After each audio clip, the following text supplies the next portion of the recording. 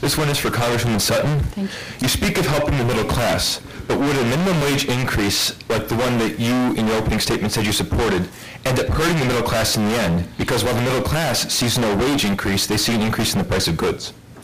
That's a great question. Absolutely, the minimum wage increase was long overdue. A decade without a dollar, without a nickel, without a penny, and an increase for all of these hardworking people working 2, 3, sometimes 4 jobs just to try and make ends meet for their families.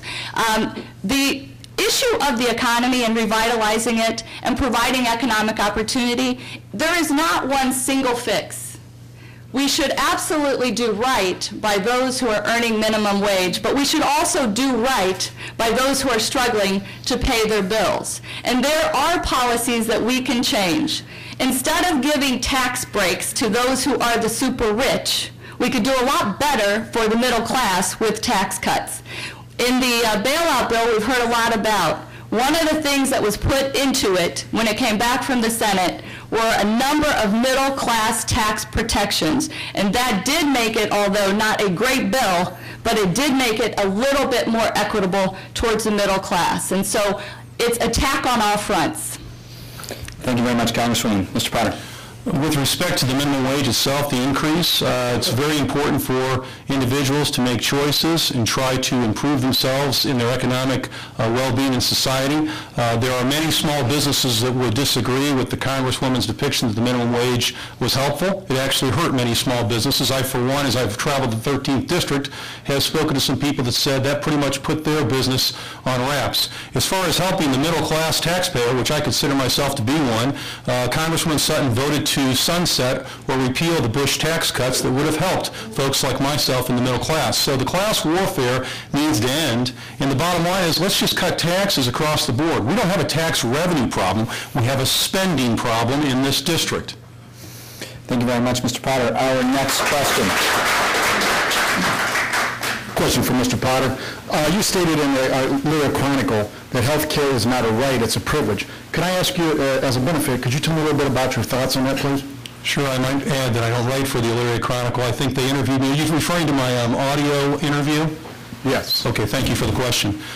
You know, coming from healthcare and also, again, being a conservative, one of the tough questions that both Republicans and Democrats do not want to honestly look at and answer is fundamental and or comprehensive health care a right or is it a privilege? As a person that asks that question, sometimes it's easy to be chastised. Well, this guy doesn't care about the health care for folks. Nothing could be further from the truth. But folks, we've taken the average age of an American in society from what used to be, 50 years old, 50, 60 years ago, now to 80 years old. We have tremendous numbers of modalities of treatment. We have all sorts of drugs that continue to extend life. And the fact of the matter is, we cannot provide health care for every single individual for every possible modality of treatment. It's just not going to be possible. It's almost akin to No Child Left Behind. Unfortunately, in this republic, there are some people that sadly will be left behind, and I don't mean that in a bad way. It's just the case, and a universal paid system is simply not going to work. I'm going to use my privilege as a moderator and ask a follow-up at this point, and I'll give you extra time, Congresswoman, to respond to this as well. This question speaks directly to the future of healthcare and healthcare reform, which is likely to come under either administration, either a McCain administration or an Obama administration. In a minute, could you explain what kind of reform you would like to see? Well, yeah, I think Senator McCain's plan of the $5,000 tax credit is a start. I think making it the ability for people to purchase health care state to state is a start. Obviously, medical records is very important, electronically speaking, because that does help result in fewer medical errors. But the fact of the matter is we've got a tough dilemma ahead of us. And to the gentleman's question, I don't know that we've ever answered the full question, is every health care situation population an absolute right to have taken care of or a privilege. And my concern is with the universal health care end of things, which I believe the Congresswoman is supportive of, is going to take away the ingenuity of the fine folks that are medical doctors, that are technicians, the nurses, and more importantly, even the engineers that develop these life-saving drugs and technologies. And so we need to continue to keep it in the private sector and let the private sector work. Sir, just to be clear, there are some 47 million uninsured Americans today. Yeah. That's okay with you, that number? No, I didn't say, well, for starters, the question was a little bit leading. Well, I want a clarification on it. Is that okay with you, or is it not? I think that some of those 47 million folks choose not to have insurance. As an example, in my personal life, when we got into this campaign, we chose not, my wife and I made a major decision. We chose not to pay $1,600 for the insurance that we had, the COBRA, and we basically paid $800 for a 6-month catastrophic policy that has a $10,000 deductible on it. This is real American people here, folks, and if God forbid something were to happen to us when we move here today, it would not be the jobs of the folks here around us to take care of a health care situation because of a bad decision that we made. And that's the discussion, the real discussion that we have to have, and the gentleman has a great question. Thank you, Mr. Potter. Congresswoman Sutton, we'll give you 90 seconds to respond and hopefully outline some sort of vision of health care reform, however brief. Thank you. The people of the 13th District who I talk to about this issue, who come to our office, who stop me at events to talk about the trials that they're going through with their families and themselves in health care, they cannot be left behind, and they are not there because of their choosing.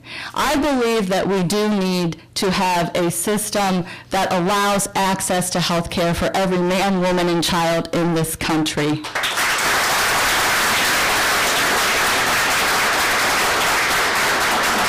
In this first term in Congress, I repeatedly voted to pass S-CHIP, which would have given 10 million children in this country, children who belong to families of working parents, those who may be struggling under that minimum wage or who are in the middle class, who are doing everything right, and they still can't afford health care for their children.